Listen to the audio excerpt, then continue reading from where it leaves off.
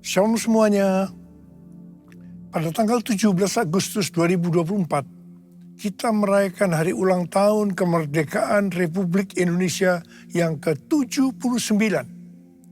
Tuhanlah yang memberi kemerdekaan bagi Indonesia dari segala bentuk penjajahan. Dirgahayu Republik Indonesia. Damailah Indonesiaku, damailah Indonesiaku, damailah Indonesiaku. Damailah Indonesiaku, damailah Indonesiaku. Lawatan Allah terjadi, damailah Indonesiaku, damailah Indonesiaku. Damailah Indonesia.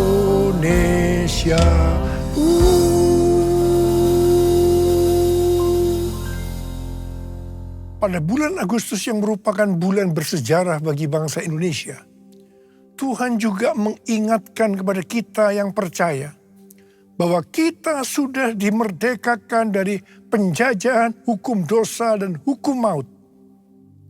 2 Korintus 3 ayat 17 berkata, sebab Tuhan adalah roh, dan di mana ada roh Tuhan, di situ ada kemerdekaan. Haleluya! Supaya roh Allah ada di dalam kita, maka kita harus percaya kepada Tuhan Yesus dan menerima Dia sebagai Tuhan dan Juru Selamat kita. Tuhan sedang berbicara kepada kita tentang tahun 2033, bahwa pada tahun 2033, setiap orang, everyone, mendapat kesempatan untuk berjumpa secara autentik dengan Tuhan Yesus melalui kuasa dan hadirat Roh Kudus. Rick Warren mendapatkan bahwa goal untuk menyelesaikan amanat agung adalah tahun 2033. Sesuai dengan Matius 24 ayat 14 dikatakan bahwa kalau amanat agung sudah selesai, Tuhan Yesus datang kembali.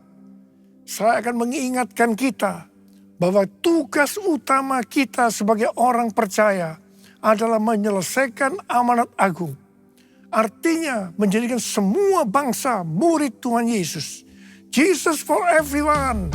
Jesus for everyone. Jesus for everyone. Jesus for everyone. Jesus for everyone. Jesus for everyone.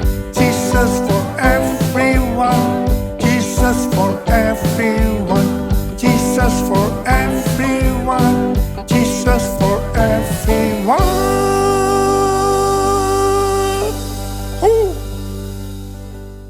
Tanggal 21 sampai dengan tanggal 25 Juni 2023 ada konferensi Empower 21 di Amsterdam dengan tema Everyone. Menjelang akhir konferensi, saya berkumpul dengan Billy Wilson, Russell Evans, dan Billy. Di situ saya menyampaikan visi yang Tuhan berikan kepada saya, bahwa harus mengadakan Everyone Asia 2024 di SICC Indonesia pada tanggal 3 sampai dengan 5 Juli 2024. Kita bersepakat bahwa ini akan merupakan trigger untuk penemuan jiwa yang terbesar dan yang terakhir, terutama untuk next gen sebelum Tuhan Yesus datang kembali. Kalau berbicara tentang next gen, yang saya maksudkan itu adalah generasi milenial sampai dengan ke generasi yang paling muda, yaitu generasi Alpha. Jadi di sini juga termasuk generasi Z. Jadi generasi yang berumur 44 tahun ke bawah. Di Indonesia, persentase generasi milenial ke bawah adalah sekitar 65%. Berikut ini adalah data persentase generasi milenial yang datang di Everyone Asia 2024. Umur di bawah 44 tahun, 65%. Umur di bawah 40 tahun, 58%. Umur di bawah 30 tahun, 41%. Umur di bawah 20 tahun, 21%. Kalau kita melihat data ini, yang berada di bawah 44 tahun bisa sama persis dengan persentase yang di Indonesia. Ini bukan satu kebetulan.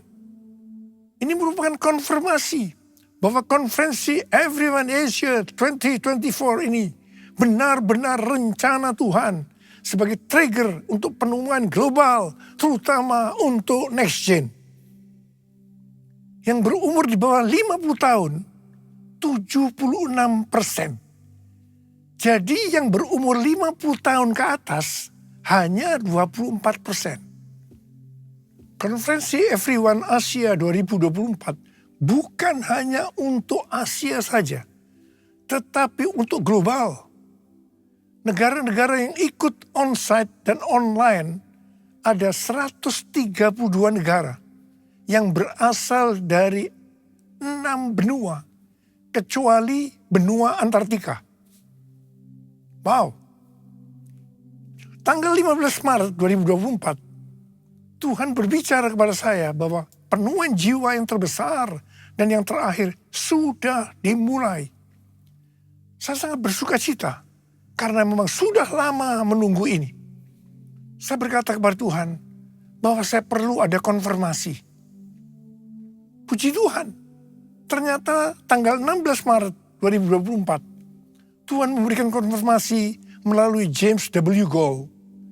Dia mengatakan dengan berani bahwa penemuan jiwa yang terbesar dan kegerakan dari Next Gen dimulai sekarang ini. Haleluya! Konfirmasi yang kedua saya terima melalui tema dari General Assembly Church of God ke-79 yang diadakan tanggal 8 sampai dengan 12 Juli 2024 di Indianapolis. Temanya adalah Harvest Now. Harvest Now. Jesus for everyone. Jesus for everyone. Jesus for everyone. Jesus for everyone. Jesus for everyone. Jesus for everyone. Jesus for everyone. Jesus for everyone. Jesus for everyone. Jesus for everyone.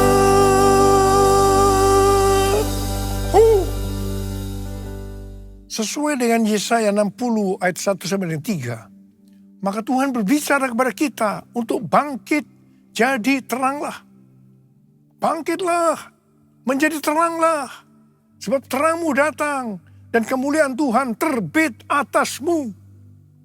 Sebab sesungguhnya kegelapan menutupi bumi dan kekelaman menutupi bangsa-bangsa, tetapi terang Tuhan terbit atasmu dan kemuliaannya menjadi nyata atasmu.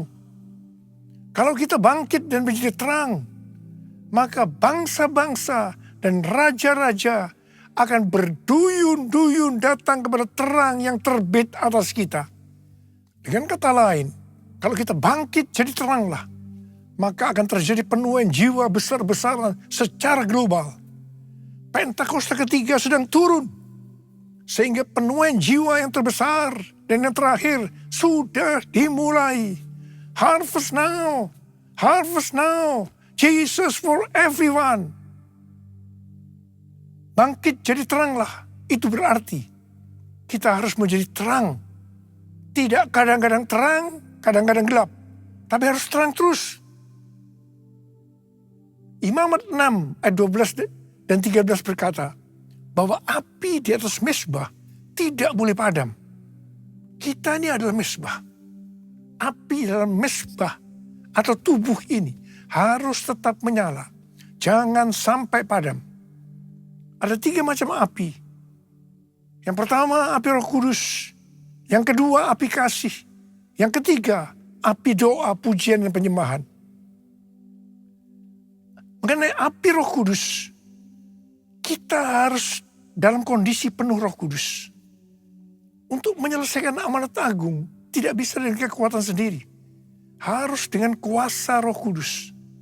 Pada waktu murid-murid Tuhan Yesus akan dipakai untuk menyelesaikan amanat agung, pertama-tama Tuhan memenuhi mereka dengan Roh Kudus. Pada saat mereka dipenuhi dengan Roh Kudus atau dibaptis Roh Kudus, tanda awalnya adalah berbahasa roh. Baru setelah itu mereka dipakai Tuhan dengan tanda-tanda dan mujizat. Dan yang lebih penting lagi, cara hidup mereka berubah. Mereka bertekun dalam pengajaran rasul-rasul. Atau sekarang bisa disebutkan, mereka suka membaca Alkitab. Mereka suka berdoa. Mereka suka hidup dalam unity. Mereka suka memberi. Mereka suka memuji Allah dan bergembira. Tulus hati atau hidup berintegritas. Dikatakan bahwa mereka disukai semua orang. Dan tiap-tiap hari jumlah orang yang diselamatkan bertambah. Haleluya. Mengenai api kasih, kalau melihat Wahyu pasal 2, di situ Tuhan berkata tentang jemaat di Efesus sebagai berikut. Mereka rajin, tekun, tidak mengenal lelah. Mereka sabar menderita karena nama Yesus. Mereka tidak dapat sabar melihat yang jahat, yang mengatakan dirinya sebagai rasul, tetapi ternyata rasul palsu. Mereka membenci perbuatan-perbuatan pengikut Nikolaus yang juga dibenci Tuhan. Wow, jemaat Efesus, jemaat yang hebat. Tetapi Tuhan Yesus melanjutkan bahwa Tuhan Yesus mencela mereka karena mereka meninggalkan kasih mula-mula. Sebab itu, ingatlah betapa dalamnya engkau telah jatuh. Bertobatlah dan lakukan lagi apa yang semula engkau lakukan. Jika tidak bertobat, aku akan datang kepadamu dan mengambil kaki dianmu dari tempatnya. Artinya akan kehilangan keselamatan. Perhatikan baik-baik. Apapun yang kita lakukan untuk melayani Tuhan, melayani pekerjaan Tuhan, kalau tidak didasarkan pada kasih mula-mula, Tuhan akan berkata kepada kita, betapa dalamnya engkau telah jatuh. Bertobat. Lakukan lagi apa yang semula engkau lakukan. Saya percaya setelah Everyone Asia ini, banyak orang yang mengalami kembali kepada kasih yang semula. Saya yakin banyak yang akan kembali sadar baca Alkitab, berdoa, memuji dan menyembah Tuhan. Roh yang menyala untuk melayani Tuhan, menyelesaikan amanat agung. Bangkit, jadi teranglah, harvest now. Kuasanya dicurahkan, berkatnya dilimpahkan, penuaian besar sungguh terjadi. Segala bangsa akan datang menyembah Yesus Tuhan, kemuliaan Tuhan telah turun. Kemuliaan Tuhan telah turun. Kemuliaan Tuhan telah turun.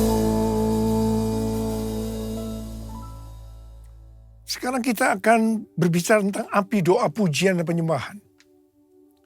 Pada waktu murid-murid Tuhan Yesus menantikan pencurahan Roh Kudus, yang saya sebutkan sebagai Pentakosta yang pertama, maka yang mereka lakukan adalah mereka semua bertekun dengan sehati dalam doa bersama-sama.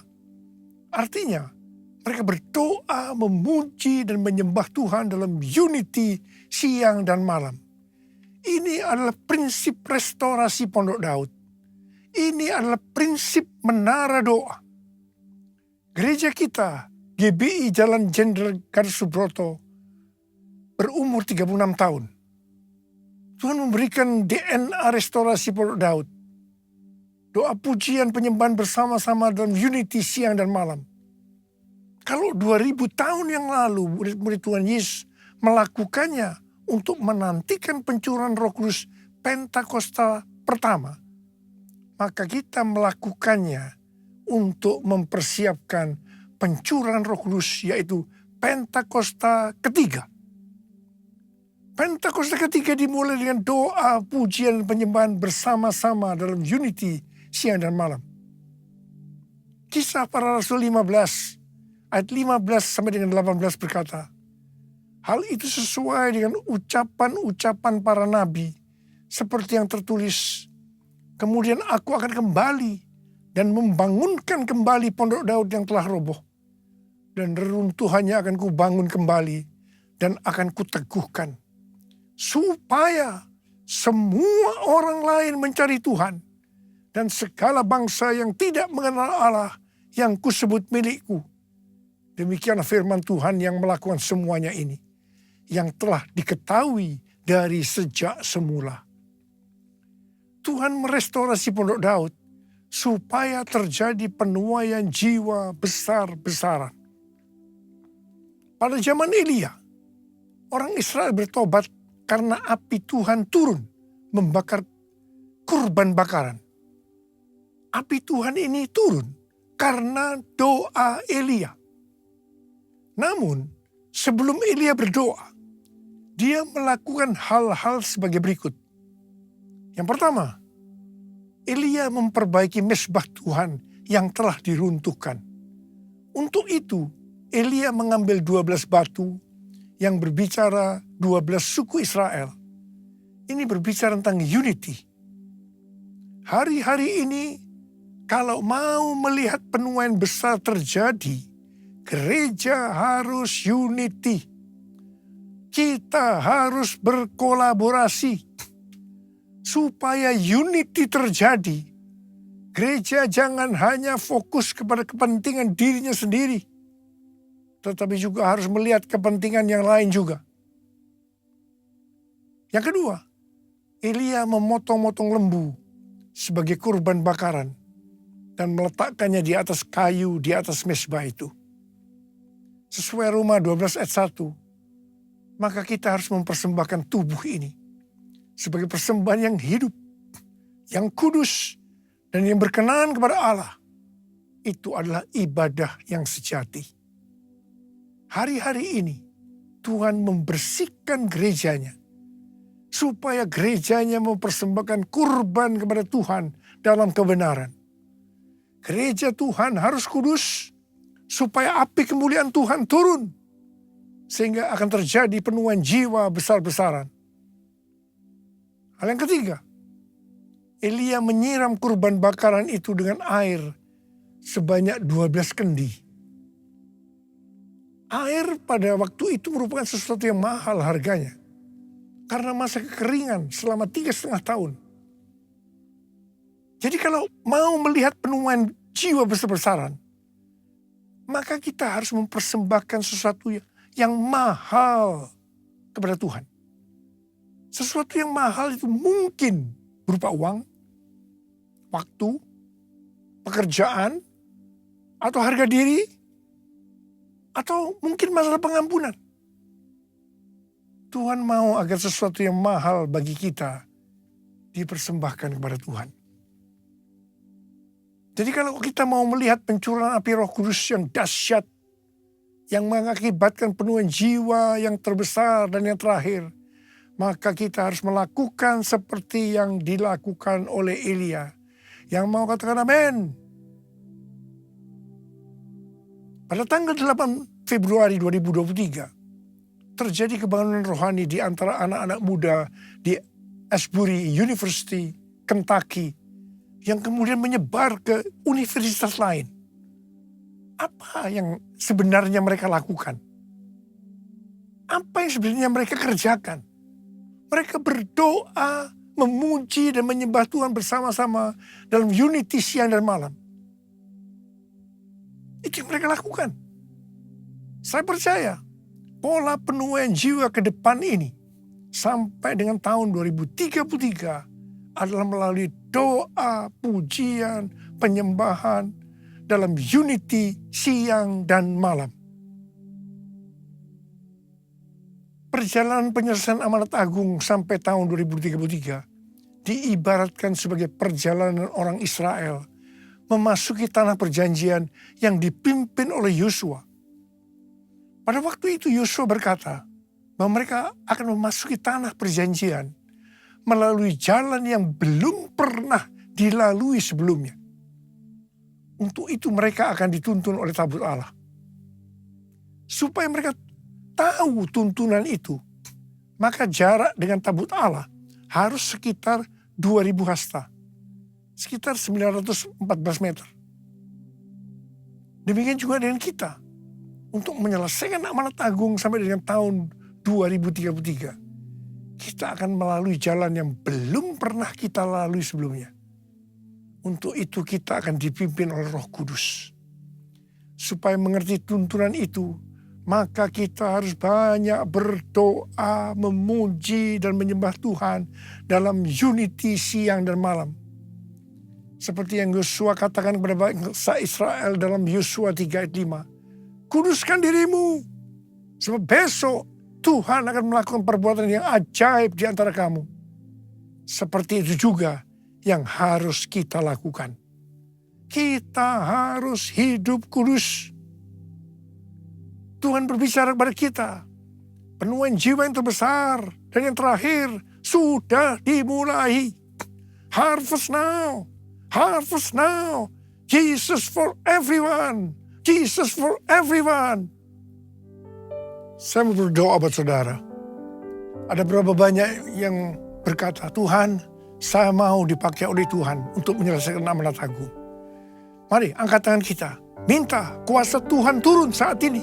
Untuk mengurapi kita. Memberikan pada kita kuasa. Curahkanlah kuasa-Mu Tuhan. Mujizat terjadi di tempat ini. Curahkanlah kuasa-Mu Tuhan, mujizat terjadi sekarang ini. Curahkan ya Tuhan, curahkanlah kuasa-Mu Tuhan, mujizat terjadi di tempat ini. Curahkanlah kuasa-Mu Tuhan, mujizat terjadi sekarang ini. Mujizat terjadi sekarang ini. Mujizat terjadi sekarang ini. Mari berbahasa roh saat ini.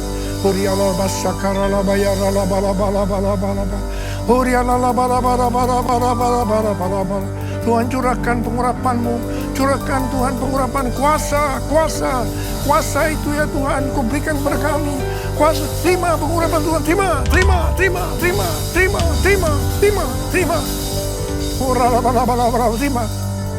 Dalam nama Yesus.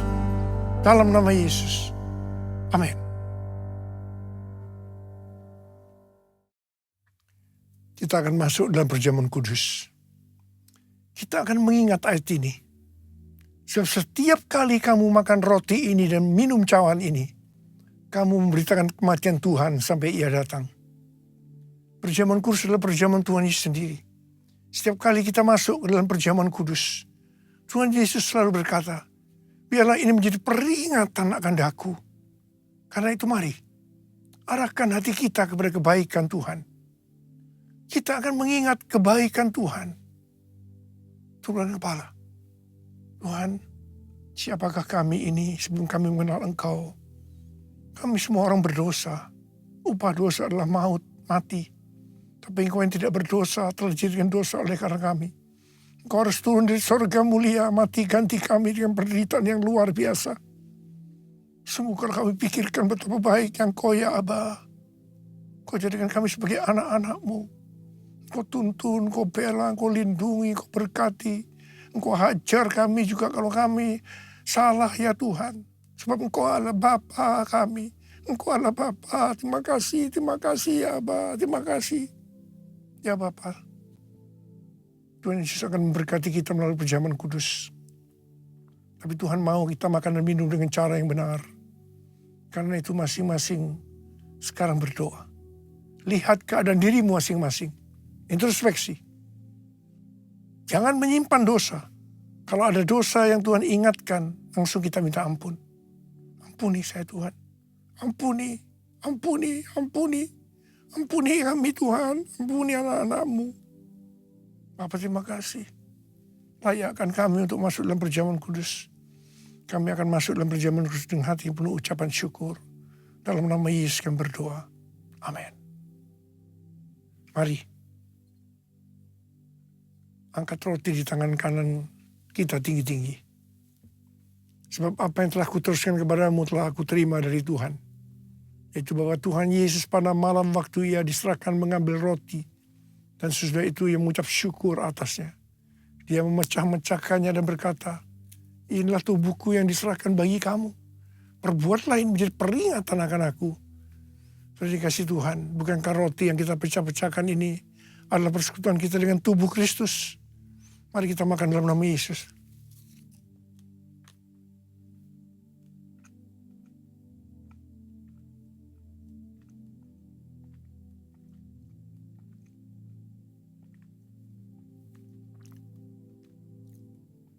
Angkat cawan di tangan kanan kita tinggi-tinggi. Demikian juga ia mengambil cawan sudah makan lalu berkata, cawan ini adalah perjanjian baru yang dibenteraikan oleh darahku. Perbuatlah ini setiap kali kamu meminumnya menjadi peringatan akan aku. Sudah yang dikasih Tuhan. Bukan cawan pengucapan syukur. Yang atasnya kita ucapkan syukur. Adalah persekutuan kita dengan darah Yesus. Mari kita minum dalam nama Yesus.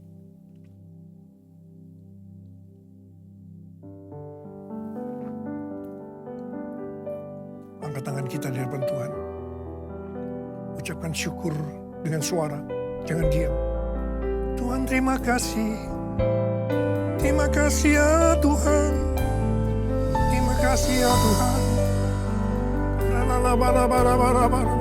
Tuhan terima kasih. Terima kasih. Ya Tuhan, ya Tuhan. Angkat tangan saudara. Yang membutuhkan kesembuhan dari Tuhan. Angkat tangan. Tuhan, kau melihat anak-anakmu yang sedang mengangkat tangan. Saat ini kau sedang menyembuhkan yang sakit. Kau sedang membebaskan yang terikat. Kau menghibur yang susah. Kau menguatkan yang lemah. Engkau memberikan pengharapan-pengharapan yang baru. Bagi yang datang dengan keadaan putus pengharapan. Terima kesembuhan. Terima kesembuhan. Terima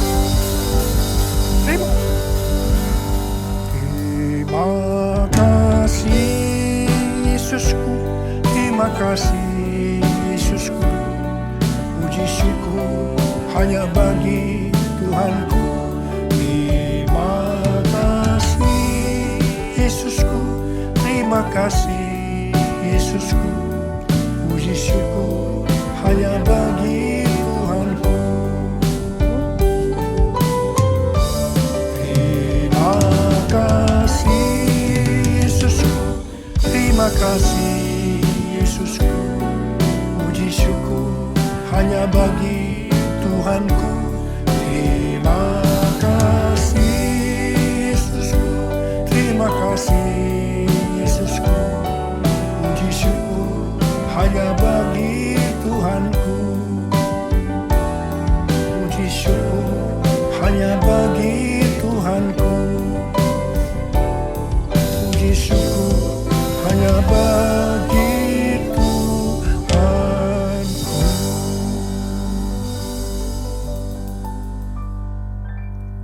Terimalah berkat Tuhan.